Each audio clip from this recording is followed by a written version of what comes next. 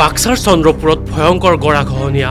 বাক্সাৰ চন্দ্ৰপুৰত বছৰ বছৰ ধৰি ভূটান পাহাৰৰ পৰা বৈ অহা মৰা পাগল দিয়া নৈৰ প্ৰবল গৰাখহনীয়াই চন্দ্ৰপুৰৰ লগতে বৃহত্তৰ অঞ্চলসমূহলৈ নামি আহিছে ভাবুকি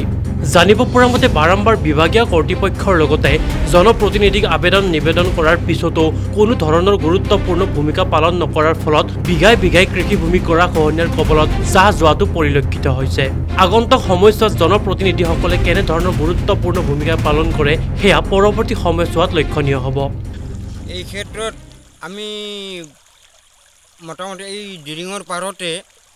আমি বহুতবাৰ তাৰমানে ভিঠি সহকাৰে তাৰমানে আমাক উঠাই লৈ গৈছে কিন্তু আজিলৈকেও চৰকাৰে আমাক কোনো এটা তাৰমানে সহযোগিতা কৰা নাই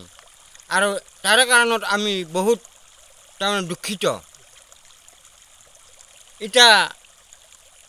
আমাৰ এই অল্পতে এইটোৱেই ঘৰ মোটামুটি বেছি জায়গা নহয় তিনটাৰ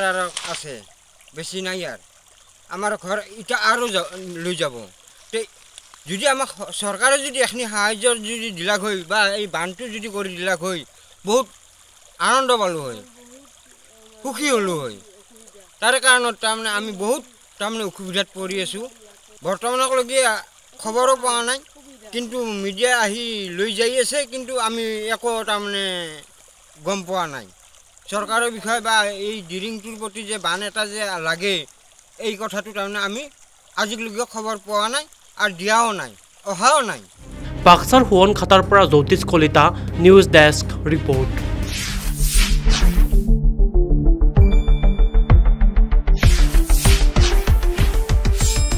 শুদ্ধ আৰু বিস্তৃত বাতৰিৰ বাবে চাই থাকক নিউজ ডেস্ক ৰিপৰ্ট।